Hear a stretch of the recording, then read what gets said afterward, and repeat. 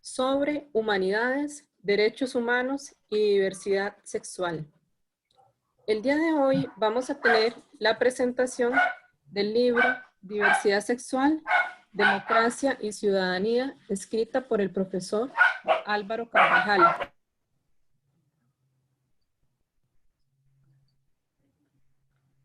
Se te fue el volumen.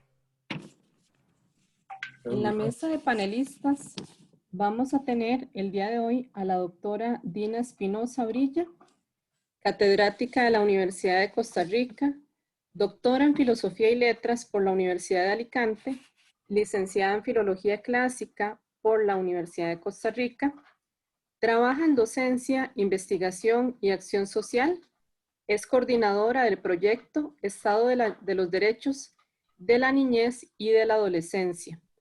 Colabora también con la edición de la revista Estudios. Asimismo, contamos con el doctor Benjamín Valdivia de la Universidad de Guanajuato. Es poeta, ensayista, dramaturgo, novelista y traductor, miembro de la Academia Mexicana de la Lengua y de otras asociaciones. Ha sido director de las revistas Alabarda y Folios, consejero del Departamento de Literatura y Ediciones del Instituto Cultural de Aguascalientes y ha recibido múltiples premios en América Latina y Europa, entre ellos el Premio Internacional de Poesía Publius Virgilius Marone en el 2003 en Italia, así como el de Ensayo Centenario de Gabriela Mistral. Tenemos también el honor de contar con el abogado Marco Castillo, ampliamente reconocido por su lucha por la defensa de los derechos LGTBI. Él representa a la organización intersectorial Pro Derechos Humanos. El abogado Marco Castillo tiene más de 33 años de lucha. Es un emblema para la comunidad sexualmente diversa en Costa Rica y ha sido de los primeros en manifestar la importancia del reconocimiento del matrimonio civil entre personas del mismo sexo. Y finalmente, el autor, el doctor Álvaro Carvajal Villaplana, profesor de la Escuela de Estudios Generales, de la Escuela de Filosofía de la Universidad de Costa Rica y de la Escuela de Ciencias Sociales del Instituto Tecnológico de Costa Rica. Ha escrito diversas obras, entre ellos libros de Ética y Política en el Pensamiento Social de Bertrand Russell, así como Discursos sobre la Ciencia y la Tecnología. Ha publicado diversos artículos y es miembro de la Asociación Costarricense de Filosofía, la Asociación Centroamericana de Filosofía y el Círculo de Cartago.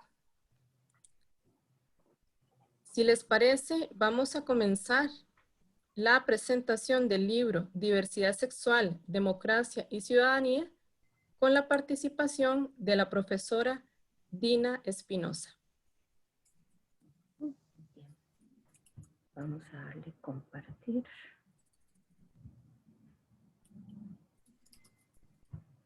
Buenos días. Vamos a ver si esto funciona. Ahí esperemos que no se pegue. Bien, el libro Diversidad Sexual. Para ver si se ve bien, sí. Sí, correctamente. Ok. Vamos a ver si no tenemos problemas con la... Sí, sí está pasando bien.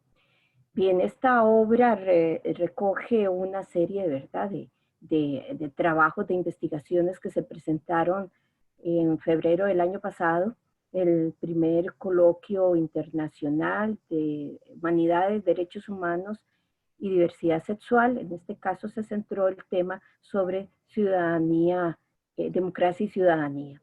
Entonces tenemos una primera parte introductoria en la que el doctor Carvajal Villaplana nos ofrece dos enfoques en esta primera parte, de los cuales, ¿verdad?, lo que creo muy importante pues, ubicar dentro de la obra son sus líneas de trabajo. Por un lado, el reconocimiento de la ciudadanía y por el otro lado, los derechos de inclusión social. y la diversidad sexual es vista aquí tanto desde la perspectiva cultural, biológica como política. En todo caso, no se puede concebir la estructura democrática sin la participación, sin la entrada de los derechos humanos, y de los derechos humanos pasamos al concepto de inclusión. Entonces, uno de los principales obstáculos para visibilizar a la población y no visibilizar sus derechos precisamente es la falta de reconocimiento. Y en el reconocimiento va a implicar tanto que existan condiciones de identidad, pero también de seguridad y de participación. Bien, a ver, no me digan que se pegó. No sé si es por la entrada. Esto ha estado molestando en otras ocasiones. Ay, bien. Bueno, voy a rescatar algunas ideas de todos los trabajos porque es bastante voluminoso, ¿verdad? Y tal vez hacer énfasis en algunos aspectos de cada artículo. Pero fundamentalmente aquí vemos la definición o cómo se entiende este concepto de inclusión, de manera que va a ser como el concepto clave dentro de las posibilidades para el reconocimiento fehaciente de los derechos dentro de un sistema democrático. Bien, vamos a ver por aquí. Es que yo creo que a mí me está mandando que le dé entrada a la gente, pero bueno, voy a hacer caso. No hagas caso a eso porque... Okay. Sí, entonces me distrae un poco. Bien, por lo general, bueno, la realidad social tiene dos niveles. Uno en el que nosotros pues hablamos de ella, que implica una conceptualización sobre la realidad, y otro sobre la realidad misma. Y precisamente uno de los primeros reclamos es entender que la gente de la diversidad sexual está aquí, existe, está en la realidad misma, y el hecho de que nuestra conceptualización de la realidad o de la manera en que nos acercamos a ella no sea como un fenómeno reconocido, no quiere decir que la realidad va a cambiar, la realidad real, por decirlo así. Entonces aquí pareciera una cosa muy básica, pero sin embargo, es un reclamo para empezar, ¿verdad? Fehaciente. Ya me di cuenta. Es que si yo no quito esa entradita, no me pasa la hoja. Ahí ya.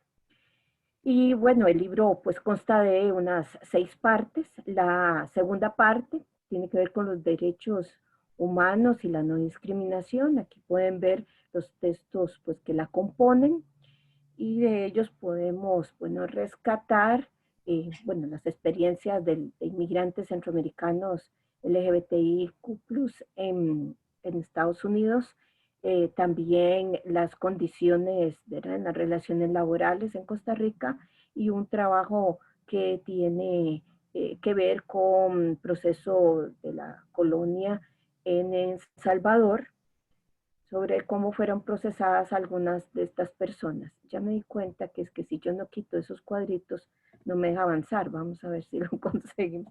Ya, sí. Bien, entonces, deberemos rescatar que en la condición de ser persona LGBTIQ+, hace que tanto en los procesos migratorios, que de por sí ya traen lo suyo, estas personas sufran otras capas de discriminación y de abusos y de agresiones aún más fuertes. Y también que a pesar de que tenemos toda una legislación en contra de la discriminación, sin embargo, en la práctica, estas leyes o bien no se cumplen, o bien no hay mecanismos ágiles y fáciles para poder hacer las denuncias. Y entonces es muy fácil en la selección de personas para un trabajo, apenas pueden cotejar alguna información sobre las personas LGBTIQ+, por ejemplo, en su hoja de datos, ven su fotografía y ven sus documentos de identidad, y al no encontrar una coincidencia la gente simplemente les dice, no fue preseleccionado. ¿Y cómo se va a denunciar eso? ¿Verdad? No hay un mecanismo que lo permita. De ahí que sea tan importante estos cambios que se están solicitando, ¿verdad? A nivel del registro civil, pero igual pues esto no ha progresado, y hay otros tantos mecanismos, ¿verdad?, disfrazados de broma, disfrazados de, ¿verdad?, un poco de malos tratos, o hay sobrecarga sobre las personas que trabajan, y esto pues también son tratos discriminatorios que no son fácilmente visibilizables. Y luego muchas veces este es un recurso de sobrecargar a los trabajadores y trabajadoras para que simplemente pues abandonen. Bien, a ver, ahora sí me deja. Ahí, sí. También es muy importante, y esto va a ser casi una constante en más de uno de los artículos, entender el biopoder y el poder sobre el cuerpo como una forma del control político. Y ahí es donde vamos a encontrar cómo entonces la sexualidad, además de que estar bueno, normatizada dentro de una visión heterosexual y también bajo ciertas convenciones de lo que a nivel de género y de las tareas y de las digamos las posibilidades para cada persona, también vamos a encontrar que la designación y la apelación a un criterio de naturalidad, pues es que en el fondo no se sostiene, no es más que coincidir con lo mismo, ¿verdad? De ese sentido de un obstáculo al ejercicio de la propia identidad en función desde el poder político, básicamente. Okay. Bien, a ver, ahora sí, ahí. En el siguiente bloque es sobre niñez y adolescencia y la diversidad sexual. Vamos a encontrar dos trabajos, uno de sobre, no me deja pasar la hoja, uno sobre, ¿verdad?, la idea de escuelas seguras y todos los alcances que ha hecho el MEP en este sentido, donde sí, desde el 2012 y especialmente a partir del 2015 entran, ¿verdad?, en funcionamiento una serie de trabajos y de esfuerzos que, bueno, van rindiendo algunos frutos. Sin embargo, falta vencer las barreras culturales que vamos a encontrar no solamente a nivel de los docentes o funcionarios propiamente de la institución, sino también a nivel de las familias, de los padres de familia. Entonces es muy frecuente encontrar esta oposición o este disgusto de las familias frente a los aportes y la amplitud y la visibilización que a través del manual de buenas prácticas el MET está generando. Bien, y por otra parte, en cuanto a la construcción o la producción del sexo en la niñez, pues desde la perspectiva de Michel Foucault, como se reseña ahí Brené Rodríguez, pues es una construcción que se establece bajo la tiranía, ¿verdad?, de los sistemas pedagógicos, de la familia, de los orfanatos y de los centros médicos, que se perfilan como una autoridad desde el adultocentrismo y dentro de la cual pues el niño o el adolescente no tiene posibilidad de decidir. Se le niega, se le invisibiliza y se le niega ¿verdad?, por principio esa posibilidad. Aquí. Bien, en la quinta parte vamos a encontrar un análisis sobre las masculinidades trans. Aquí tenemos 4 trabajos.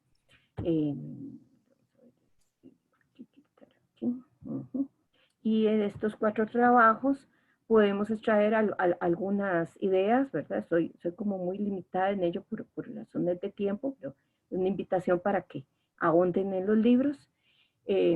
La primera idea es que la transexualidad es algo que está ahí, que no es antojadiza, no es una cuestión de gusto, no es una cuestión de moda, ni nada por el estilo, sino una condición más compleja que tiene diferentes niveles que interactúan dentro de cada persona, que posiblemente todavía no sabemos muchas cosas sobre esta condición, pero es ante todo una condición que no es patológica y que es una condición humana y que incluso no es también solo del ámbito de lo humano, sino que también otras especies en el planeta la tienen.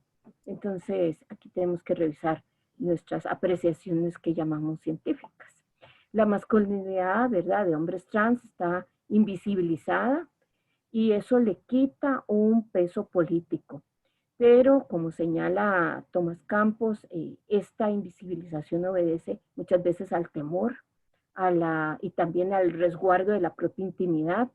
Y precisamente si hay algo que sean los colectivos masculinos trans, ¿verdad? Es no ser molestados, no llamar la atención, y eso los lleva pues, entonces a una situación más bien que bloquea la posibilidad de reclamar sus derechos. Entonces los hombres trans pues pueden también, son invitados a construir de una manera, digámoslo así, sana su masculinidad, y no caer en los estereotipos, ¿verdad? Del macho hegemónico, ni el macho alfa, ni cosas de ese tipo. Y por otro lado, bueno, encontramos en el discurso del poder, del trabajo de Núñez Moya, ¿verdad? Que el poder se evidencia en el ejercicio social de mantener el discurso y la negación de articular desde lo psíquico una visión alternativa. Entonces, mientras no rompamos con esta circunstancia, pues difícilmente vamos a poder entender, ¿verdad?, otros niveles y otras situaciones. En este otro apartado sobre la religión, la ideología de género y la diversidad sexual, tenemos 3 trabajos que, bueno, el primero habla sobre las iglesias incluyentes y pluralistas, de los cuales ya también la reverenda Nicole Onofrio, ¿verdad?, se refirió en la lección inaugural. Y es bueno, el gran reto aquí no solamente es la posibilidad de reconciliar, por decirlo así, a las personas que lo necesitan dentro del mundo cristiano, ¿verdad? Y su condición de vida, sino también que es una manera de afirmar estas iglesias que tienen tal apertura frente a iglesias tradicionalistas, especialmente pentecostales y neopentecostales o fundamentalistas, que pues rechazan de plano toda esta iniciativa. Bien, en el otro texto que critica el neoconservadurismo, vamos a encontrarnos, ¿verdad?, la expresión de ideología de género como una expresión peyorativa, una manera de descalificar precisamente las condiciones que reclaman las personas de la diversidad sexual, pero aún más grave es el hecho de pasar por científica una apreciación, digamos así, bueno, que a todas luces es pseudocientífica, de decir que si esta es una condición natural, es natural también su rechazo. Entonces vean lo grave, ¿verdad?, de esta posición, que los invito a leer y a revisar en el libro con más detenimiento, porque prácticamente diríamos que la condición de naturaleza que podríamos reconocer en las personas de diversidad sexual es también la que origina el hecho de que otras personas se den el arrojo de poderlos discriminar. Entonces vean cómo hay un juego en el discurso científico, ¿verdad?, para llevarlo incluso a su propia contradicción.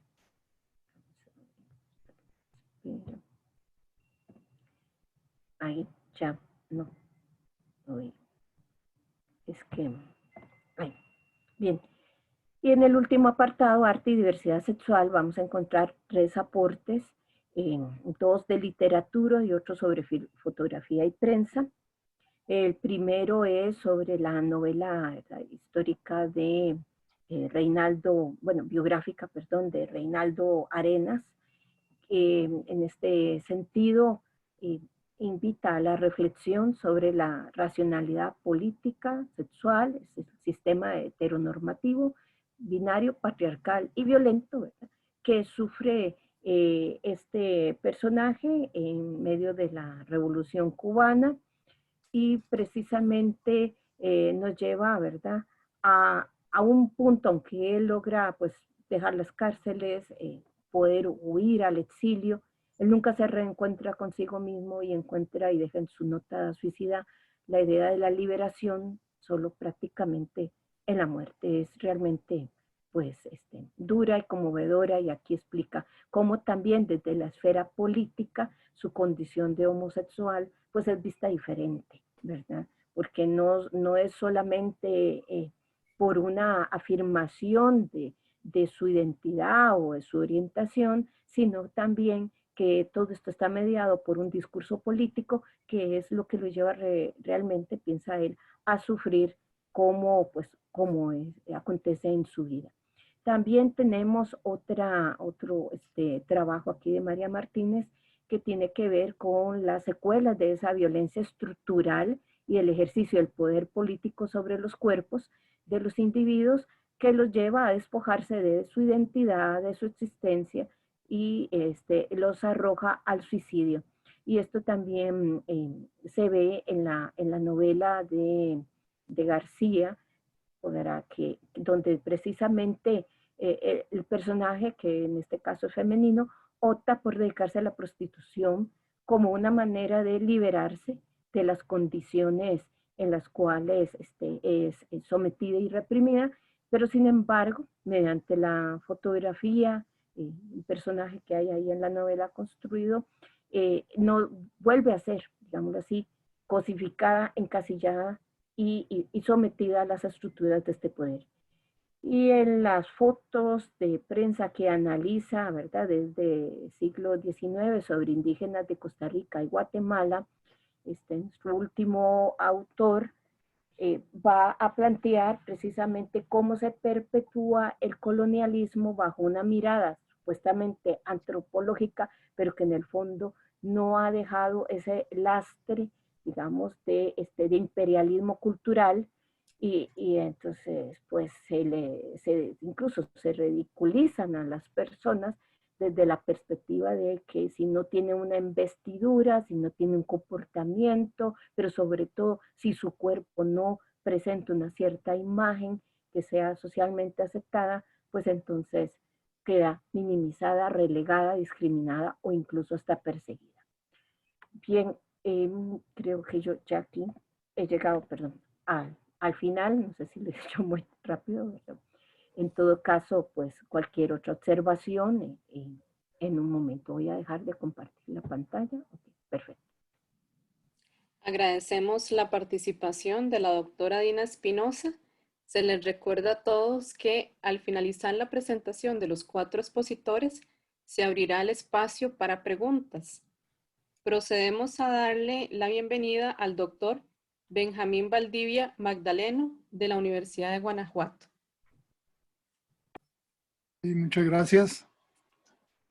Pues nos convoca el día de hoy el libro Diversidad Sexual, Democracia y Ciudadanía, coordinado por el doctor Álvaro Carvajal Villaplana, con 15 colaboraciones distintas que dentro de ese tema de la diversidad son ya una diversidad por sí mismas. Es un libro muy rico en ese sentido, con una variedad de enfoques. Hemos escuchado ya a la doctora Dina Espinosa Brilla, que ha hecho una reseña muy completa de los contenidos, haciendo un recorrido por cada una de las aportaciones. No repetiremos nosotros el asunto de los contenidos, sino que más bien me interesaría que reflexionáramos en general sobre los asuntos en este tema de la diversidad sexual, que es un tema de la mayor relevancia en el siglo XXI, porque nos plantea un problema de fondo, que es el problema de la convivencia en una sociedad abierta, democrática. De allí los 2 puntos que llevan al subtítulo, la democracia y la ciudadanía, que son cosas que nos distinguirían o que debieran distinguirnos como una sociedad moderna, una sociedad de avanzada, pero que tiene precisamente un conjunto de dificultades que se plantean para esta misma sociedad abierta, porque no hay tal apertura como podría decirse, como pudiera entenderse en este sentido de una sociedad como la nuestra, y especialmente en países con una tradición muy arraigada de colonialismo. Hay que reconocer en principio que la diversidad siempre ha existido. La diversidad sexual aparece pues en todo el corpus textual de muchos países, de muchas lenguas, y se puede rastrear, digamos, esta diversidad, pero también se puede rastrear a lo largo de todo ese corpus de los textos mundiales que esta diversidad ha sido discriminada, ha sido negada, ha sido castigada. Y creo que entonces en ese sentido este libro aporta en un sentido positivo, en un sentido de liberación para que vayamos a una sociedad que reconozca la normalidad de la diversidad. Porque ese reconocimiento sería un paso necesario para conocernos y para aceptarnos en nuestro ser. Tomemos entonces, en principio, el gran tema de la sexualidad, que es el tema de toda la naturaleza. Es un tema que encontramos pues en todas las especies. De hecho, en las clases de biología, desde el nivel más elemental, se señala a los seres vivos por su reproducción, y gran cantidad de la reproducción de los seres vivos es de forma sexual. Así de que el primer gran tema en la diversidad sexual es el que atañe a la reproducción, y junto con este de la reproducción, a la supervivencia de las especies. Allí hay un contenido importante de perduración, y las sociedades pueden imponer su supervivencia como especie frente a las capacidades o las condiciones particulares de los individuos. Aquí podemos recordar una cosa curiosa de la naturaleza que hace Maurice Maeterlinck en su libro La inteligencia de las flores. Habla de unas flores que solo se pueden reproducir en forma aérea, pero son flores acuáticas, son plantas acuáticas, y entonces la hembra, la planta hembra, tiene una espiral en el tallo que le permite subir hasta la superficie y florecer en el aire, arriba del agua, pero que la planta macho no tiene esa espiral, y entonces en un esfuerzo que le lleva la vida para reproducirse, se suelta de sus raíces, sube hacia la superficie del agua, y cuando llega en el agua, al secarse la planta en su parte superior, explota la cápsula de polinización y poliniza las hembras que están al lado, y eso sería como una belleza de la reproducción, dice Maeterlinck, donde la especie es muy inteligente, pero cada uno de los individuos tiene diversidad de condiciones, porque sucede que la planta macho se suelta de sus raíces y no encuentra una planta hembra alrededor, y entonces muere inútilmente.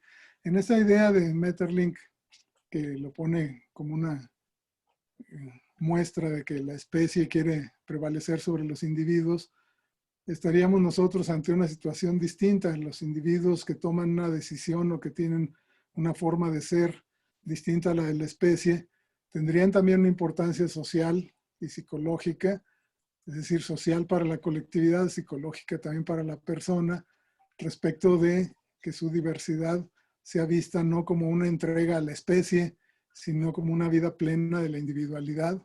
La especie tiene más de 7,000 millones de individuos, y en esa cantidad la reproducción está asegurada para la especie, y todo lo que no vaya orientado a la reproducción no debiera negarse. Pero la cultura dice que si no va para la reproducción, entonces toda la sexualidad tiene que ser negada. Nos lleva a las dos grandes preguntas: ¿quién tiene poder respecto de su propio cuerpo? ¿Y quién es el amo de este cuerpo? Cuando la tradición se impone como dueña de los cuerpos de los individuos, entonces estamos ante una imposición, ante una tiranía en contra de la capacidad individual para favorecer a la especie, como si la humanidad fuese cualquier tipo de manada. Ya Sigmund Freud ha tratado en la psicología de las masas el tema de las manadas, y especialmente pone estas manadas artificiales que son el ejército, la iglesia, y podríamos atrevernos a decir un poco más también quizá la escuela, como transmisora de los valores de la tradición, en que estas manadas artificiales lo que hacen es imponer valores, y esto nos ha llevado en un ensayo al respecto, a definir la tradición como la imposición de los ancestros. Porque por vivir la tradición estamos con pensamientos de hace 2000 años, de hace 3000 años, de hace 1500 años, respecto de nuestra vida como seres humanos, y olvidamos que lo que nos hace ser nosotros es precisamente la diversidad de nuestra propia época. lo que hace que nuestra felicidad sea de este momento y no de los momentos del pasado. Ya el escritor francés Pascal Quignard había definido también la cultura como el intento de quedar bien con los muertos. En las vanguardias artísticas también los futuristas habían dicho, es que el arte que se queda como pieza de museo en realidad está en un cementerio.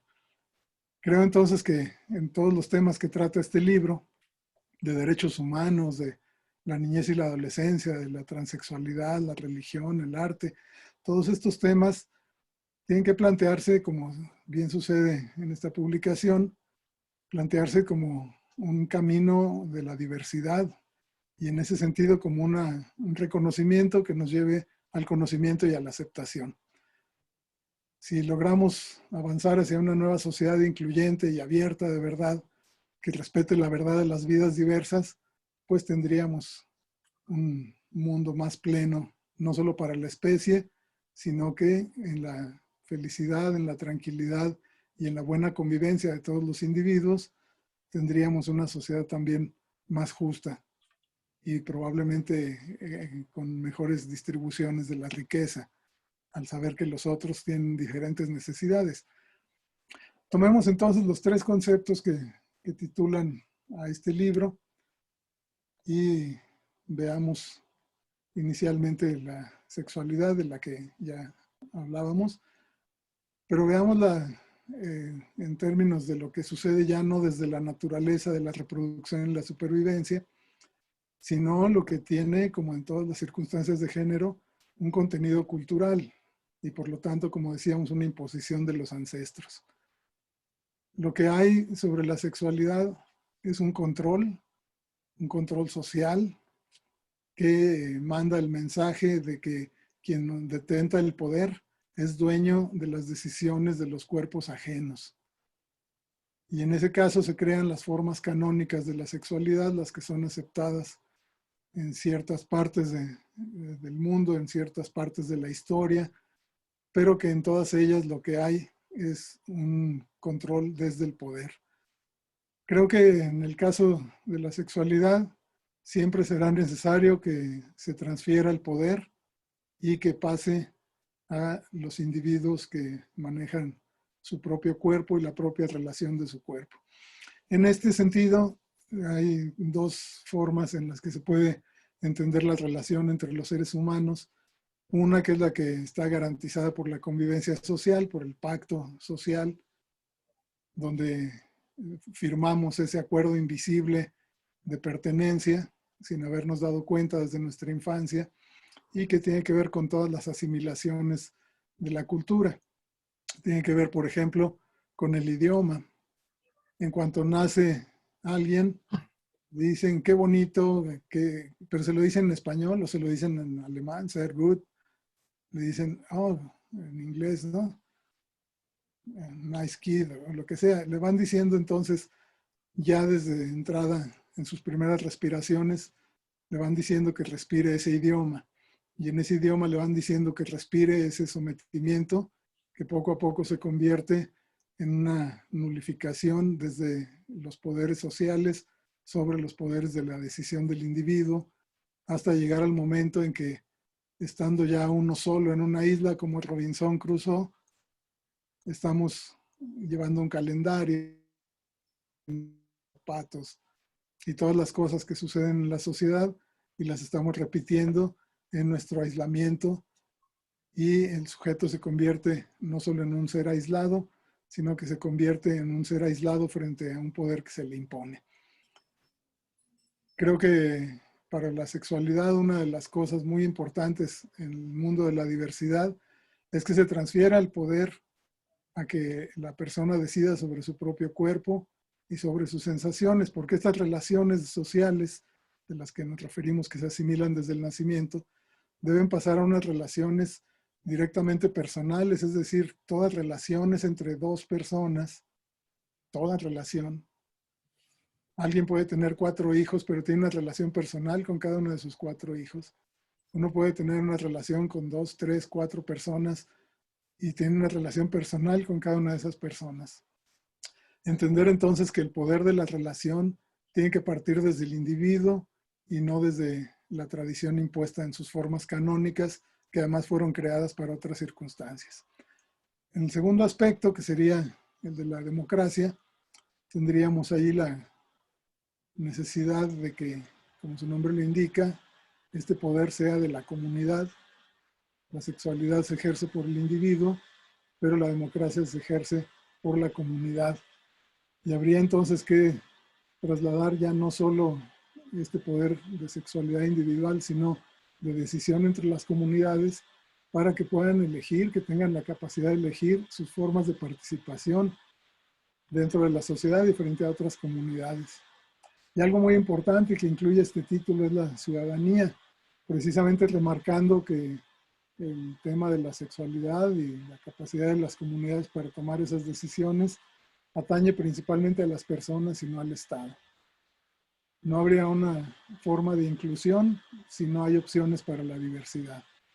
No puede haber una inclusión en una comunidad si no hay una apertura a que haya otras diversidades, tanto de personas como de comunidades. En este sentido, les comentaría que en un libro que fue publicado en Estados Unidos, un cuento mío que se llama The Cage of the Different People, que en español se publicó como La jaula de los diferentes, trata precisamente de cómo en una escuela en Estados Unidos, un niño que tiene una hermana con aprendizaje lento, la maestra la pone detrás de una reja para que a la hora del recreo, a la hora del receso, los demás niños no la vayan a golpear, a tirar o causar algún daño. El hermano le pregunta, maestra, ¿por qué mi hermana está detrás de esa reja, en esa jaula? Y ella le dice, es que ella es diferente. Necesitamos resguardarla detrás de la reja para que los demás no la afecten. Y entonces el niño queda muy sorprendido de que la hayan enjaulado por ser diferente. Y cuando la maestra regresa, todos los niños de la escuela están atrás de la reja. Y ella va a la maestra, les dice, oigan, les dije que no hicieran nada a esta niña, que la dejaran allí atrás porque ella es diferente. Y entonces el hermano dice, no, es que yo también soy diferente. Nos vimos y mi hermana y yo somos diferentes. Y luego empezamos a ver que él también es diferente, y nos fuimos yendo atrás de la reja. Y maestra, usted también es diferente, por favor pase detrás de la reja y fórmese en la jaula de los diferentes. Yo creo que lo que ha hecho la sociedad es enjaular a los diferentes, pero la diversidad es que podemos entrar todos en la jaula que sería la diversidad y por lo tanto inutilizar los barrotes con los que el poder se nos impone. Creo que un concepto que nos puede ayudar a liberarnos de esta jaula y podernos liberar dentro de la diversidad es el concepto de igualdad humana, que en la Universidad de Guanajuato lo tenemos como un proyecto de relación interuniversitaria, de tal modo que no importe el género, la preferencia, la forma de ser, la forma del cuerpo, las capacidades, sino que por el solo hecho de ser humano tendríamos que pasar a una igualdad. Y ese proceso de igualdad humana que superara todas las diferencias, precisamente considerándolas como todas diferentes, tendría que permear y llevarnos a lo que decía el filósofo alemán Jorge Guillermo Federico Hegel, que es una vida más libre y más consciente conforme va avanzando la historia. Que la historia del mundo sea la historia de nuestra conciencia, de nuestra libertad, y que en ese sentido podamos celebrar con mayor libertad y mayor conciencia publicaciones como esta, que colaboran en la discusión de las diferentes dimensiones de la diferencia y la diversidad sexual y sus impactos en la sociedad actual. Esto es lo que yo les comentaría sobre esta publicación y la importancia de sus temas, de sus contenidos y colaboraciones. Y dejaría entonces la palabra para nuestros siguientes participantes. Muchas gracias desde Guanajuato. Gracias. Muchas gracias al doctor Benjamín Valdivia. Abrimos el espacio para el abogado Marco Castillo Rojas. Cuando usted guste puede empezar. Muchas gracias por la invitación. Y voy a comenzar con el nombre de la organización a la que pertenezco actualmente. no es como está escrita en el programa ni como fui presentado. Pertenezco a la organización interseccional, organización interseccional pro derechos humanos, que antes se llamó Movimiento Diversidad. ¿Qué quiere decir? Eso entonces me da Mil una... disculpas. Eso me da la oportunidad de explicar entonces qué es interseccional, porque se supone que mucha gente no conoce la palabra, porque no la hemos venido usando en Costa Rica. Esa palabra se usó hace unos 20 años por primera vez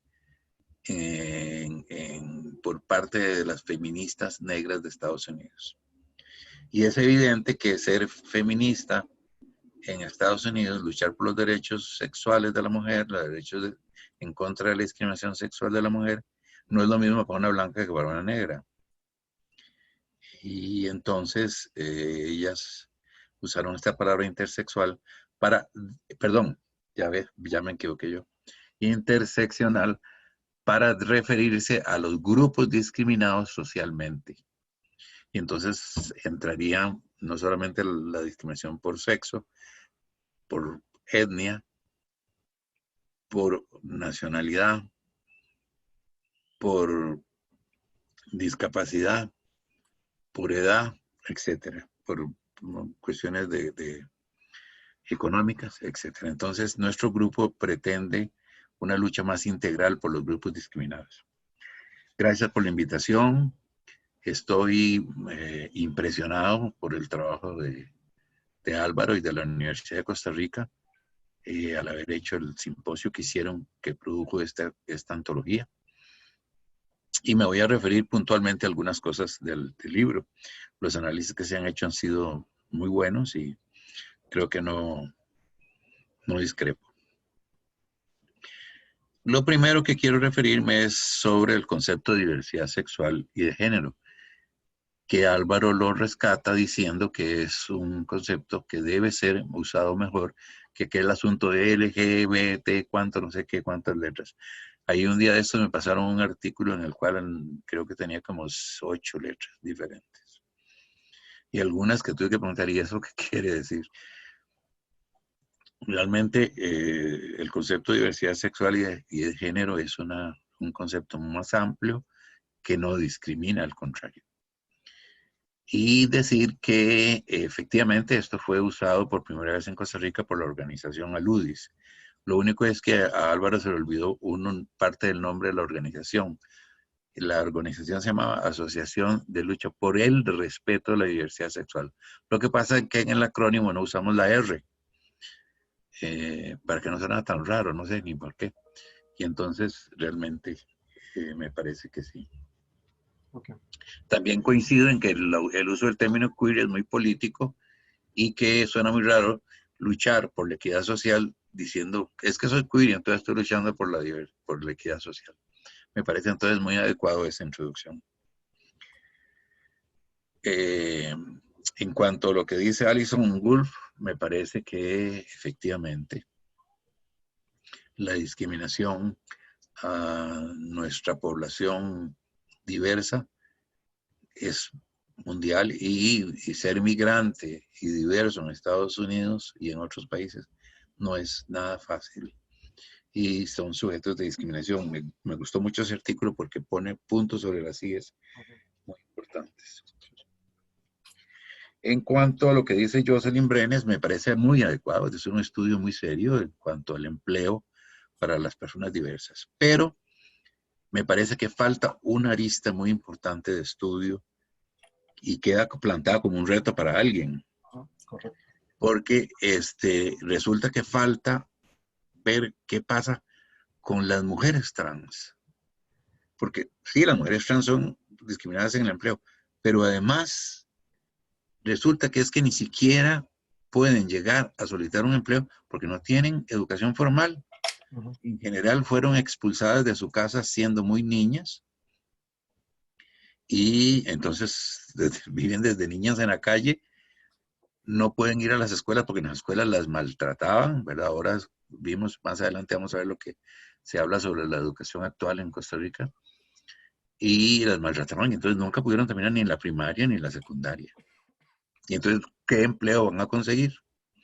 Personalmente conozco,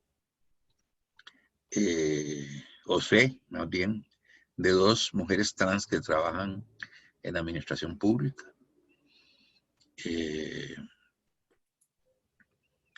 Una porque hizo su transición ya estando graduada y con el puesto en propiedad en la administración. Y la otra porque fue ya contratada con una nueva política. Pero son el grupo más discriminado socialmente y en el empleo. Entonces ahí es importante el reto que queda pendiente de hacer un estudio sobre ellas. Por lo demás, estoy muy de acuerdo con lo que ella habla. Y hay algo muy importante que decir. Ella menciona sobre los procesos los procesos laborales para pelear contra la discriminación por la discriminación por orientación sexual según el Código de Trabajo. Pero existe un principio en el derecho al trabajo que es que la duda favorece al trabajador. Cuando un juez no logra, tiene pruebas pero no suficientes, pero le da la idea que sí es cierto, tiene duda, pero la duda favorece al trabajador. Resulta que esta legislación que favorece incluso la reinstalación de las personas homosexuales, lesbianas o trans que hayan sido despedidas por ese hecho, ya no se les aplica este principio, sino que tiene que ser fehacientemente demostrado que fue por eso que la despidieron. Y nadie va a poner en una carta de despido, le despido porque tiene una organización sexual diferente, o le despido porque usted es trans. Nadie va a poner eso. Yo tuve un caso en los tribunales donde un muchacho demostró que todos los compañeros se burlaban, que el jefe se burlaba, que todos sabían que él era así y lo despidieron. Y el juez dijo, sí, pero no demostró que era por eso que lo habían despedido. Sí, y es que la ley no lo está favoreciendo.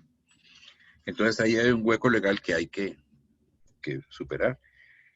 Y me parece importante este asunto de las relaciones laborales, que me parece que esta muchacha Brenes lo analiza bastante bien. Muy interesante el artículo de historia sobre Sodoma salvadoreña que hace Sergio y Amaray. Y me gustó mucho la forma en que lo tratan y me llamó mucho la atención de la intersexual Juana La Larga, e incluso hasta la descripción anatómica que hacen de ella. Y la intersexualidad pues es una de las diferencias que hacen que individuos sufran mucho y que a pesar de que ser más escasos que otros casos, pues es muy, muy grave. Esto sí me interesa, este tema me interesa porque sería muy importante hacer este estudio aquí en Costa Rica. No tengo idea de si alguien lo haya hecho, pero es muy importante hacerlo. Me parece que es otro reto que queda pendiente. Dina lo está haciendo. ¿Ah? Dina está haciendo un trabajo sobre eso. Ah, qué bien, me alegra mucho, Dina. Y sí quiero mencionar algunas cosillas, ya no en la colonia, pero sí en nuestra historia. En Costa Rica era pena de muerte la sodomía. Hasta que se eliminó la pena de muerte para todos los delitos, no solo para ese, sino como se eliminó para todos, entonces se eliminó también para la sodomía. Y hasta los años, eso fue en los años 70 del siglo XIX. En el siglo XX, en los 70, se eliminó como delito. Y ahí un poco cuando leí lo de Salvador, de la exhibición pública de esta gente, me acordé lo que me contó una señora mayor que pasaba en Naranjo. En Naranjo, cuando detenían a alguien por sodomía, lo montaban en una carreta y a la salida de misa lo llevaban para que todo el pueblo viera quién estaba detenido por sodomía. Una exhibición pública indignante. Pero sí, muy importante eso, y me gusta mucho, Dina, y vamos a hablar sobre eso. En cuanto a la educación, a mí me parece que Tatiana, pues, hace un buen análisis y principalmente me gusta lo que llama ella los desafíos del sistema educativo. Porque se ha avanzado, efectivamente, avanzado, pero, pucha, cuando vimos que un grupo de camioneros bloqueó una calle, unas calles en Costa Rica pidiendo que el ministro de Educación renunciara porque estaba propiciando la ideología de género, no sé en qué país vivimos. Pero sí, es muy importante ese desafío. Y tengo que contarles dos cosas. Nosotros en la organización tenemos lo que llamamos los webinarios de los miércoles. En el último hablamos sobre precisamente de los problemas educativos. Y una de las participantes nos contó que en su circuito hubo 2 suicidios de estudiantes menores en este último año por su orientación sexual y la falta de aceptación social y familiar.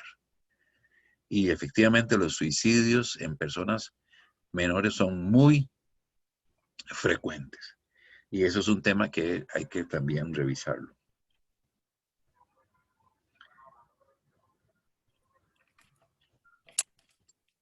Y sí quiero decir, bueno, y hace poco tuve que defender a un profesor trans porque el director de su colegio no quería decirle su nombre masculino, a pesar de que ya tenía la cédula con su nombre.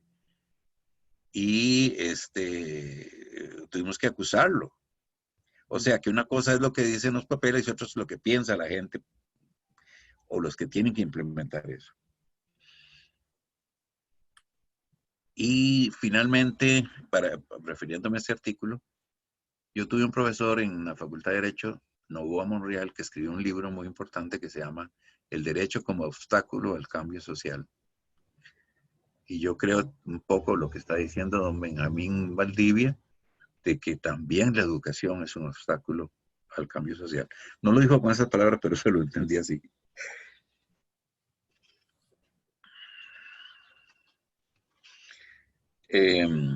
Me parece muy importante el análisis que hace Milton Ariel sobre la sexualidad basada en lo que Foucault piensa, pero como no soy filósofo, lo voy a dejar así. Los análisis que hace Álvaro sobre las transexualidades masculinas en el cine, lamentablemente no vi ninguna de las 3 películas que él menciona. Voy a buscarlas para verlas. Nada más llamo la atención sobre un asunto, sobre el uso de la palabra disforia. ¿Qué es disforia? Creo que todos y todas entendemos lo que es euforia. Pues disforia es lo contrario a euforia. Y entonces no es una palabra muy adecuada para referirse a la transexualidad. Y no es que eso incluso la Organización Mundial de la Salud ha venido usándola. Y hay una lucha muy grande para que deje de usarla, porque realmente es una palabra estigmatizante.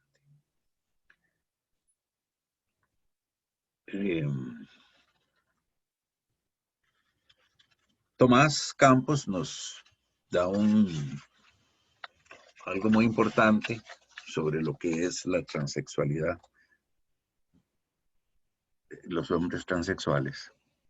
Y eso me recuerda cuando nosotros comenzamos la lucha hace 34, 33, 34 años. No sabíamos qué era transexualidad. Ese concepto no lo manejábamos, no lo conocíamos, no se había estudiado, no se nos había explicado. Y entonces hablábamos de travestis. Y entonces entendíamos que el travesti, que era el hombre que se vestía de mujer, era como en grados de homosexualidad el más homosexual, digamos, ¿verdad? Y entonces había una cierta luchilla en que nosotros decíamos, ay, es que porque salen así nos están echando al agua, ¿verdad? Y ellos nos decían, es que ustedes son unas zorras, porque son lo mismo que nosotras, pero no quieren dar la cara. Ahora sabemos que son 2 cosas diferentes. Una cosa es la diversidad sexual y otra cosa es la de género. Ahora lo sabemos. En aquella época yo me atreví a decir un día que había transexualidad masculina. Bueno, con las palabras travestismo. Y me cayeron encima diciendo, no, ¿cómo se le ocurre? Y inmediatamente las feministas lesbianas, no, ¿cómo se le ocurre que eso existe? Y en ese sentido tiene razón Tomás, ha sido más oculta la transexualidad de masculina ha sido más oculta, el hombre trans ha sido más oculto.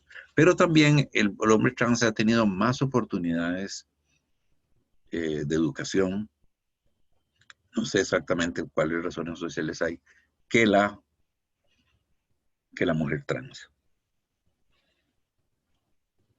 Hizo un análisis sobre el papel del hombre trans en el feminismo, me lleva a lo contrario. Cómo incluso las feministas españolas han venido expulsando del movimiento feminista a las mujeres trans, ¿verdad? O sea que hay una falta de comprensión entre el feminismo, entre la transexualidad, transgénero. El análisis de Harold sobre esa película que no vi tampoco, y el cuento por supuesto de Uriel, que incluso Uriel me hizo el honor de pedirme que fuera a la presentación del libro y hablar algo. Ahí dije alguna tontería.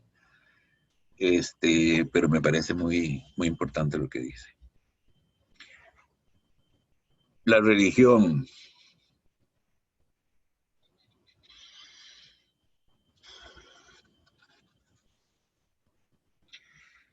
Aquí, en cuanto a religión, es muy importante lo que nos dice Frecuseño Hernández y Germán Duarte. Sus análisis son muy importantes. Aquí en Costa Rica, en el año 86, estuvo la Iglesia Metropolitana de Fe, que después fue desapareciendo. Y han sido heredadas sus doctrinas por otras iglesias, especialmente por la Iglesia Luterana. La Iglesia Luterana aquí tiene un grupo de la diversidad sexual y de género que se reúne un día por semana. Bueno, yo ahora no sé si lo harán por Zoom, seguro, pero se venía a reunir una vez por semana con todo el respeto. Incluso ellos bendicen, igual que bendicen a las parejas heterosexuales cuando se casan. No casan porque el Código de Familia en Costa Rica dice que quien puede casar es la Iglesia Católica, los otros no pueden casar. Y ellos tienen un concepto diferente sobre los sacramentos, pero dan una bendición igual para las dos parejas. Y sí me parece muy importante destacar algo que ahí queda dicho. Y es que la religión no puede servir, no debe servir para reprimir. Veámoslo. Hay libertad religiosa, hay que respetar. O sea, pucha, el respeto a la libertad religiosa es muy importante. Usted crea eso y lo respetamos y lo dejamos creer y no podemos obstaculizárselo. Pero resulta que el asunto es al revés. Hay personas religiosas que tratan de imponernos sus normas a toda la población. Y entonces han hecho luchas terribles contra nosotros y nuestros derechos, diciendo que es contra la Biblia y no sé qué. Y resulta que con la misma Biblia ya vimos que hay iglesias que nos respetan y nos orientan diferente. Y es la misma Biblia, yo no sé, que dice lo mismo, ¿verdad? Pero lo leen diferente. Y lo leen desde el punto de vista del amor. Cuando yo leí la Biblia, cuando tenía 17 años, que me la leí completa, yo me di cuenta que la religión cristiana era amor. Y entonces yo a veces no entiendo ese odio de algunos cristianos. No lo puedo entender. Y entonces es muy importante eso, que no haya discriminación y tratar de imponernos. Y el último comentario sobre el artículo de Óscar Alvarado. La situación en Cuba es una situación derivada del estalinismo. Que el estalinismo, Lenin no era así. Lenin aceptaba la diversidad sexual. Pero cuando llegó Stalin cambió eso e hizo que los partidos de comunistas y de socialistas nos repudiaran a nosotros por nuestra sexualidad. Me acuerdo que en mi juventud, el germen de la izquierda se me metió, pero no pude entrar al Partido Vanguardia Popular, el Partido Comunista de Costa Rica, porque en el estatuto decía que los homosexuales no podían formar parte del partido. Y según yo nadie sabía, ¿verdad? Porque uno cree que nadie sabe de uno, pero no me atreví a entrar, precisamente porque el estatuto lo prohibía. Y en Cuba hubo campos de concentración, incluso los sandinistas hicieron algún campo de concentración. No me consta, pero se ha oído decir. Lo importante de esta historia en Cuba es que Fidel pidió perdón por lo que habían hecho. Y Cuba cambió después de la película y del libro Fresa y Chocolate. Después de esa película que no ganó el Oscar por política, ¿verdad? A la Hollywood no le servía darle un premio Oscar a Cuba.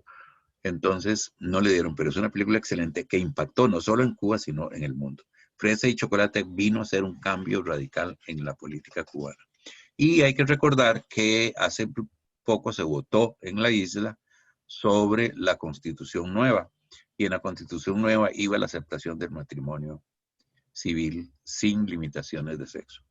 Lamentablemente en Cuba ha habido un reflorecimiento de esa iglesia pentecostal que se ha ido metiendo en toda nuestra sociedad, y entonces a la hora empezaron a decir que iban a votar en contra y votar en contra. Entonces el matrimonio de personas de un sexo se salió de la Constitución y la Constitución fue aprobada, la nueva Constitución fue aprobada sin ese capítulo.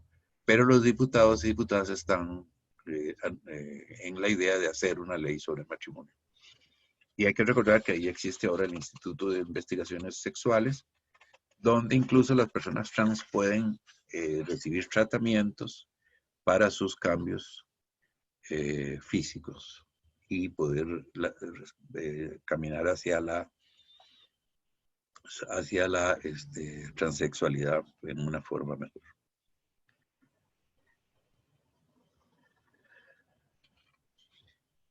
Finalmente, pues felicitar y agradecer a Álvaro y a la universidad por este esfuerzo que se ha hecho, por este mismo seminario, que son pasos que vamos dando hacia la equidad social, que son pasos que vamos dando a llegar a que algún día nadie se tenga que preocupar si le gusta un hombre, si le gusta una mujer, si le gusta lo que sea. Porque ya no debemos de seguir dependiendo de ese machismo tan espantoso que nos ha venido oprimiendo. Gracias. Muchas gracias al abogado Marco Castillo. Abrimos el espacio de preguntas, por favor. Levanten la mano. Pero yo quiero decir algo. Perdón. Ay, perdón. Perdón. Estás boicoteando a Álvaro. Estás boicoteando a Perdón. Álvaro. ¿Qué es eso?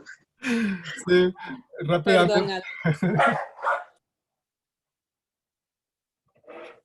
Bueno, varias cosas. Voy a hacer referencia primero a cosas que ha dicho Marco, porque hacen alusión a la historia del movimiento gay en Costa Rica y a una serie de cosas. Y a eso quería referirme, digamos, por lo que hemos compartido Marco y yo en algunas ocasiones. Bueno, primero que el libro no, primero el primer coloquio sobre diversidad sexual surge a partir de la campaña política, sobre todo de la segunda ronda, toda la discusión, el pleito, el sufrimiento que tuvimos en ese periodo fue agotador y fue muy preocupante y por lo menos a mí me produjo demasiada angustia y yo decidí que había que hacer algo. Luego, porque, como hizo referencia Marco, en la lucha de los sindicatos y de los educadores tomaron la bandera homofóbica otra vez. Yo me peleé con varios sindicatos, con varios compañeros filósofos que también están en los sindicatos y con varios compañeros y compañeras del Frente Amplio, ¿verdad?, que apoyaban ese discurso y sostenían la alianza con los grupos neopentecostales. Entonces, este libro ese primer coloquio fue resultado de esos dos actos agresivos, ¿verdad?, en contra del sindicalismo y de las iglesias neopentecostales hacia nosotros, ¿verdad? Entonces, ese es el origen, y a partir de ahí surge el libro, que además es muy pluralista, tiene muchas visiones y enfoques. No está, el coloquio no fue convocado desde una perspectiva teórica solamente, ¿verdad? Fue abierto en ese sentido, entonces manifiesta pluralismo. Y de alguna forma manifiesta, digamos, una forma de lograr, digamos, democracia, y hay coincidencias en todos los textos y hay diferencias también de enfoques, ¿verdad? Pero me parece que el libro muestra una forma de convivencia, por lo menos en el ámbito de lo académico, ¿verdad? Con una discusión más racional en torno a estos asuntos, ¿no? Y eso es lo que yo quería aludir, digamos, con el texto. Lo otro es esos datos históricos. Yo daré algunos nada más. En los años 80, obviamente, yo nunca milité con el Partido Vanguardia Popular, nunca me gustó. Y en 1982 ingresé al Comité Patriótico Nacional, el COPAN, que es un grupo que venía de una trayectoria trotskista. Fue el grupo político montado por Alejandra Calderón, la hermana del expresidente Calderón.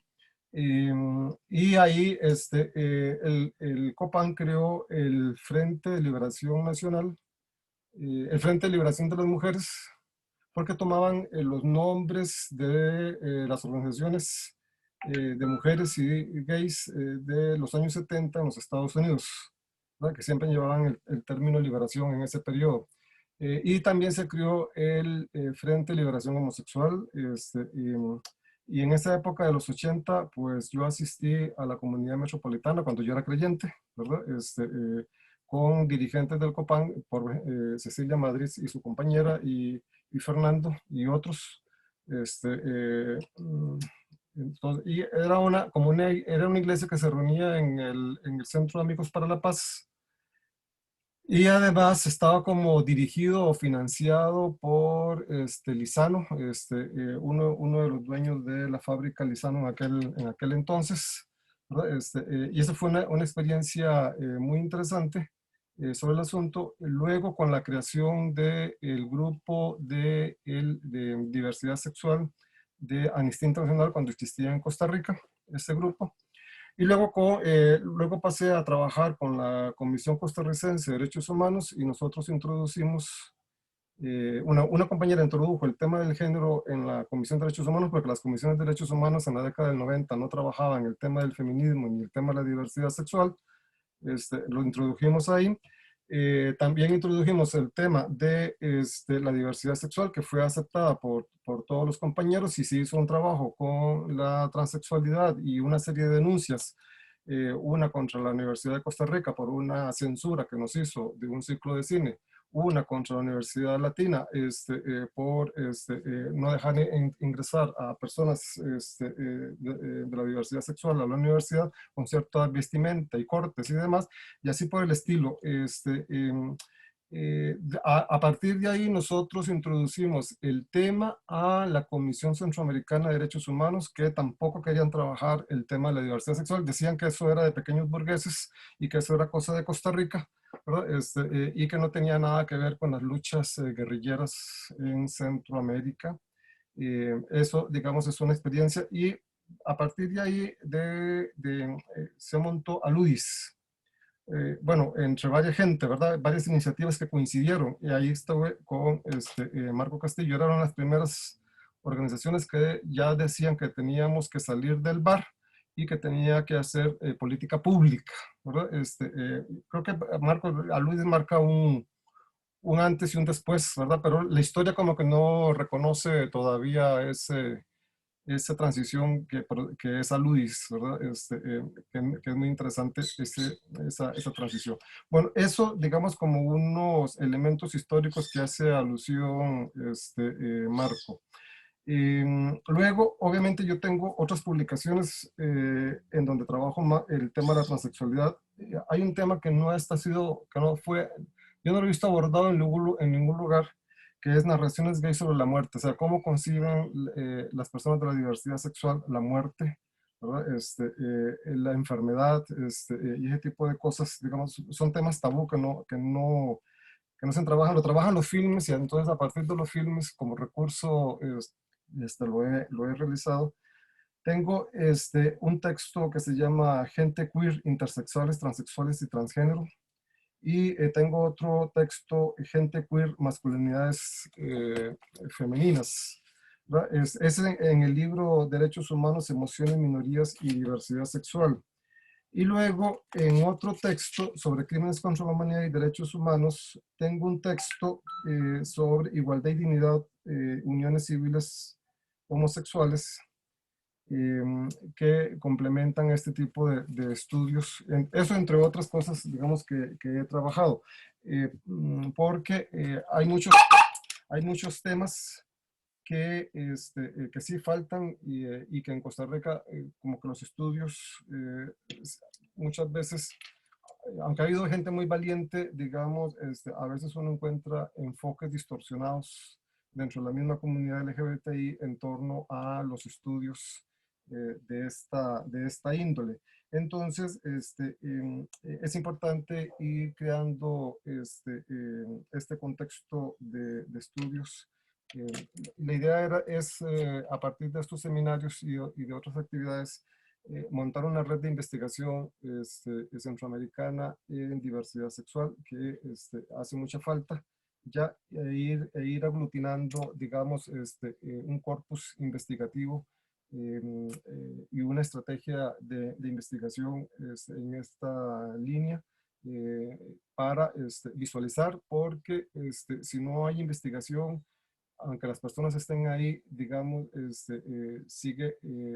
hay como una injusticia, bueno, lo que dice Miranda Friedker, ¿verdad? Hay una injusticia epistemológica, porque si no investigamos, si no decimos, estamos siempre como ocultos, ¿verdad? Y desde el punto de vista del conocimiento, no habría forma, digamos, de mostrar, digamos, lo que somos y lo que se hace como comunidad. Entonces, eso, digamos, para mí resultaba muy importante. El asunto de... no, voy a hacerme como referencias puntuales, no voy a durar mucho para poder dar la palabra. Lo que dijo Benjamín sobre la naturaleza y la reproducción y demás, es una cosa muy interesante, porque nosotros creíamos, bueno, los estudios de género y de sexualidad creían que el género era solamente cultural y que no había nada en la biología que fuese, que tuviera que ver con género. Pero ahora resulta que se han hecho estudios de una serie de especies que se camuflan del género contrario. Digamos, hay peces que son machos, que por la lucha del macho alfa no tienen acceso a las hembras, y entonces se camuflan como hembras para tener acceso, y cambian sus roles y sus comportamientos, parece. Claro, no es lo mismo que, hablamos de género entre comillas, ¿verdad? Se dan estos casos, y parece que en la naturaleza uno podría encontrar, digamos, situaciones semejantes a lo que en lo cultural se llama género. Y eso es interesante, porque nos habla de este continuo, ¿verdad? Que hablan muchos biólogos contemporáneos, ya en una ciencia que nos libera, ¿verdad? Más que nos oprime, en ese continuo cromosomático, y en ese otro que es como horizontal, y un continuo como vertical, ¿verdad? Diferentes extractos de la intervención de la biología, y luego, obviamente, sí, todo ello combinado con las valoraciones culturales, las perspectivas culturales la asignación y la construcción, la gestión que se hace, digamos, de mi identidad, porque no estamos completamente determinados, ¿verdad? Recuerden que la biología habla de un ADN, de un 30% de ADN que le llaman móvil, ¿verdad? Y ese 30% de ADN móvil, ¿verdad?, es lo que nos permite toda la diversidad cultural que tenemos, ¿verdad? Entonces, por ahí, digamos, y esto es lo que quiero decir. ¿Por qué? Porque casi todo mi trabajo está enfocado en la perspectiva de buscar un punto medio entre el mundo de lo dado y el mundo de la construcción social.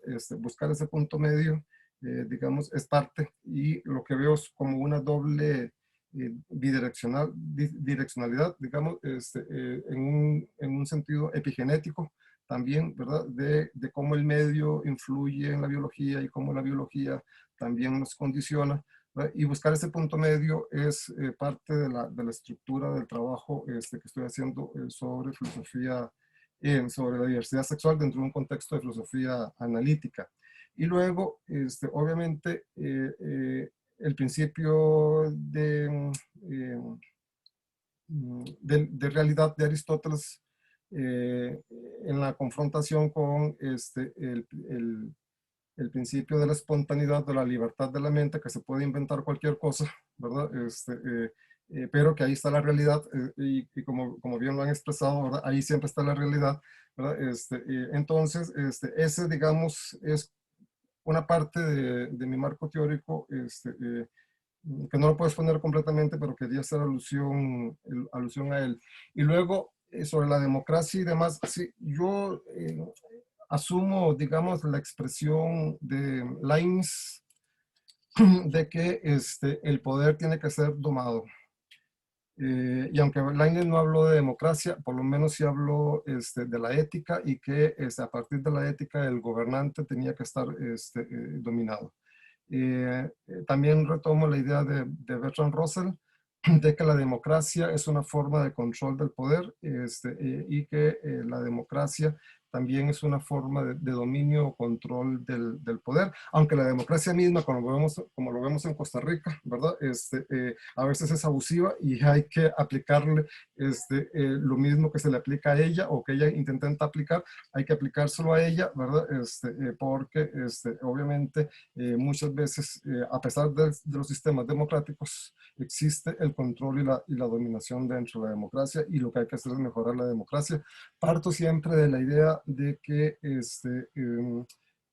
una democracia desarrollada es una democracia que cuida y protege a sus minorías. O sea, aquel sistema político que no cuida ni protege a sus minorías no es una democracia. O sea, le faltaría mucho todavía para llegar a ser una democracia, y en ese sentido me parece que esta idea de la ciudadanía plena, la ciudadanía plena, que sería el pleno ejercicio de los derechos de todos los ciudadanos en la práctica, ¿verdad? Claro, es un criterio muy exigente, pero es el orientador, digamos. Hasta que no logremos la plena ciudadanía de todas las personas, digamos, no tendríamos plenos derechos ni democracia completa, ¿verdad? Y entonces, por ahí, digamos, bueno, solo lo de la disforia, obviamente estoy de acuerdo que el término de disforia es una forma de patologizar, ¿verdad? La idea es despatologizar, ¿verdad? El tratamiento que se hace a las personas transexuales, ¿verdad?, en esa línea, como parte de este proceso de democratización y de inclusión. Entonces hay tres principios, digamos, que hay que trabajar, que hay que desarrollar, que toda institución, toda organización y todo intelectual ya debería comenzar a trabajar. Son los principios de diversidad, inclusión e interculturalidad, ¿verdad? Eso es estructura básica de todo movimiento, de toda organización, y ahí cuesta, ¿verdad? Porque hasta uno mismo a veces le cuesta, ¿verdad?, el asunto, más que estamos como más avanzados de edad, ¿verdad?, que los más jóvenes y las más jóvenes, ¿verdad? Pero me parece que hacia eso se orienta todas estas discusiones y debates, y el libro me parece que además es único en Centroamérica, ¿verdad? O sea, creo que no hay otro libro parecido o semejante a en toda nuestra Centroamérica. Bueno, con eso termino mi presentación, y para tener unos minutos, aunque ya casi se nos acaba el tiempo, ¿verdad? Sí. Bueno, agradecemos al profesor Álvaro Carvajal, abrimos el espacio de preguntas. Pueden levantar la mano o anotar sus preguntas en el chat.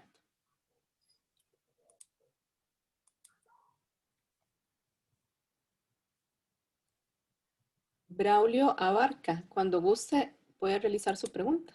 Serían como 2 preguntas Sí. nada más. Rápidamente, aquí en Costa Rica, en algún momento, ¿hasta qué momento se quitó el delito de sodomía? Y si ha quedado rezago de este tema, si en realidad hubo procesos como los que hablaba Marco dentro del GAM, es decir, no solamente en las zonas periféricas, sino dentro del Valle Central. Eso sería para no abusar del tiempo. Gracias. Contesto. Adelante, Sí, don Marco. a ver si Sí, tenemos la misma fuente. sí, cuando se dio el Código Penal en 1970 y algo, se eliminó ese delito. Quedaron rezagos en el código, Eso es. pero hace unos 6, 7 años la Defensoría de los Habitantes, y no se aplicaban, esos rezagos no se aplicaban, quedó esos rezagos en el código y fueron eliminados por un recurso de inconstitucionalidad que hizo la Defensoría de los Habitantes, y la Sala Cuarta le dio la razón. Sí, efectivamente, mira, bueno, conozco documentados 2 casos en que sí se condenó a la gente, y uno cuando yo estaba en el colegio, cuando yo estaba en 4º año del colegio, hace tanto, a una pareja, a 2 hombres, a la salida de misa, unas mujeres pasaron cerca del mercado y vieron una cortina corrida y se asomaron y vieron a 2 hombres haciendo sexo. El cuartel que da la vuelta, llegaron a la policía, les rompió la puerta y los pobres terminaron 3 años en San Lucas. Bueno, la ventaja es que estaban juntos, ¿verdad? Pero terminaron 3 años en San Lucas, Eso fue con desgraciadamente. Cristóbal Colón, Marco. No tanto, 1956, no, 59, 60. Y gracias por decirme viejo. Bueno, sobre esa pregunta, bueno, creo que fue en el periodo de gobierno de Daniel Oduber Quirós, que era filósofo y además se decía que era bisexual o gay, ¿verdad? Entonces, y fue algo que él metió así, subrepticiamente, ¿verdad? Y pasó. Tenemos una segunda pregunta. Tenemos 2 preguntas más. ¿Puedo contradecir a Álvaro? A ver. Claro. No fue que lo metió subrepticiamente. Ese fue un código uniforme latinoamericano que se tramitó en Costa Rica. Ya, ok. Fue un código uniforme penal latinoamericano y que curiosamente empezó en Argentina cuando estaba la dictadura y fue muy raro que lo hubieran quitado, pero lo quitaron. Ya, ok. Nos consulta Pablo, permítame un segundo, Pablo García, que él tiene una pregunta respecto a la corriente cristiana. Dice que en algunas denominaciones ellos hacen una interpretación errónea de la Biblia para excluir a los de diversidad sexual. Esto porque hay versículos que dice que Cristo, por ejemplo, que todos son bienvenidos a la mesa del Señor, u otro versículo porque en Dios no hay acepción de personas y mucho más. Entonces, la pregunta de Pablo es, ¿será que hay mucho sesgo y son influenciados por los pastores o líderes cristianos? Adelante, Álvaro. Es que yo creo que las iglesias son selectivas en lo que escogen o no escogen de la lectura de la Biblia y no la ven de forma comprensiva. Entonces, obviamente, algunas, eso lo he explicado mucho en clase, ¿verdad? Hay iglesias que dicen que no, grupos religiosos que dicen que no usan botones y cinturón porque en la Biblia no hay cinturón y usan tirantes. Pero en la Biblia no hay tirantes tampoco, ¿verdad? Entonces, ¿por qué se selecciona una cosa y no otra? O sea, los grupos religiosos son selectivos, ¿verdad? A la hora de escoger qué cosas en la Biblia o no. Entonces, digamos, otro aspecto, para poner un ejemplo, para no hacer como mucha teoría, es el asunto de que la toman contra la homosexualidad, ¿verdad? Pero nunca dicen nada de los mandatos de cometer genocidio que Jehová promueve en el Antiguo Testamento, ¿verdad? Entonces, ¿por qué algo más grave como un genocidio no tiene tanto peso en las interpretaciones religiosas y algo que no produce daño, ¿verdad? Como la homosexualidad, salvo en Sodoma y Gomorra, donde la situación es la violación que se iba a cometer hacia los ángeles. Eso sí es un delito, ¿verdad?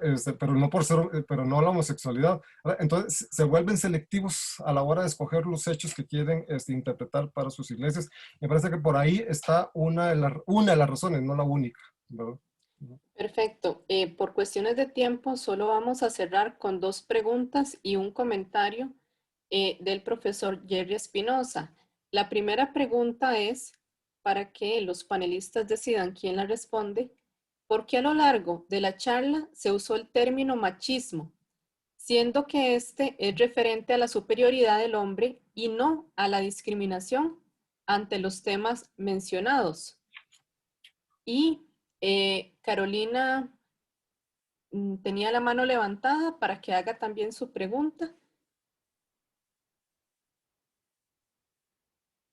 Bueno, ya la bajó. Tenía un comentario. Carolina, ¿puede indicarnos su comentario? Y después escuchamos el comentario del profesor Jerry Espinosa y cerramos respondiendo la pregunta.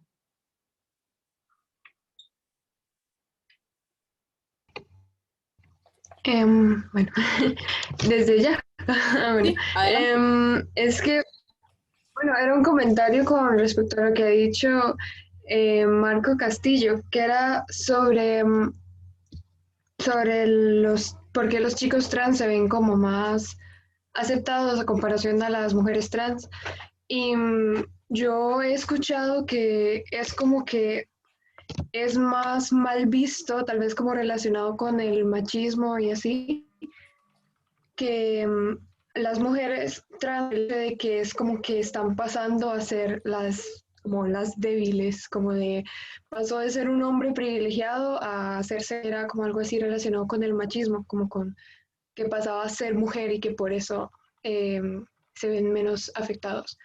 Y bueno, no sé si tenga algo que ver o con lo que estaba mencionando, pero también que se dice que los hombres trans son como menos discriminados porque son a que menos se les nota, entre comillas, que son trans. Porque, bueno, cuando hacen tratamiento hormonal, como que es más fácil, entre comillas, que parezcan hombres cis. Entonces, sí, por lo mismo, ese era el comentario. Algo así. Carolina, muchas gracias. Escuchamos el comentario del profesor Jerry Espinosa.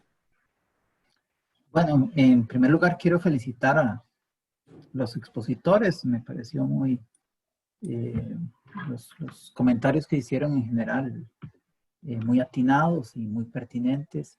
Quería hacer referencia sí a la intervención de don Benjamín, que me pareció muy buena, pero al mismo tiempo quería señalar digamos, que el utilizar ejemplos de la biología, ¿verdad? Para apoyar, en este caso, una opción sexual, también puede ser un arma de doble filo, porque también se puede utilizarlo para lo contrario. O sea, lo que hemos visto, y precisamente de eso trata en mi aporte al libro, es como el discurso científico, ¿verdad? En ocasiones puede ser utilizado también por los, digamos, los detractores de los derechos de LGBT. Entonces, era un poco eso, ¿verdad? Muchas gracias. ¿Y cuál de los expositores respondería a la última pregunta? Álvaro, adelante. Yo quiero una parte. Bueno, es que cualquier cosa puede ser utilizada para cualquier cosa, ¿verdad, Jerry? Por ejemplo, la teoría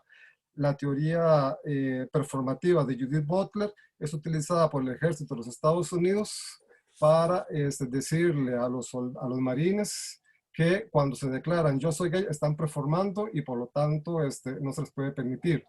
Y recuerda que en la discusión, en la campaña electoral, Marisela Rojas utilizaba la teoría de la construcción social para decir que si se daban las guías académicas, entonces le iban a convertir a todos sus niños en homosexuales. ¿verdad? Entonces, el argumento de lo biológico, el argumento igual puede ser aplicado por la teoría de la dominación, ¿verdad? Por el poder, igual puede ser utilizado para oprimir.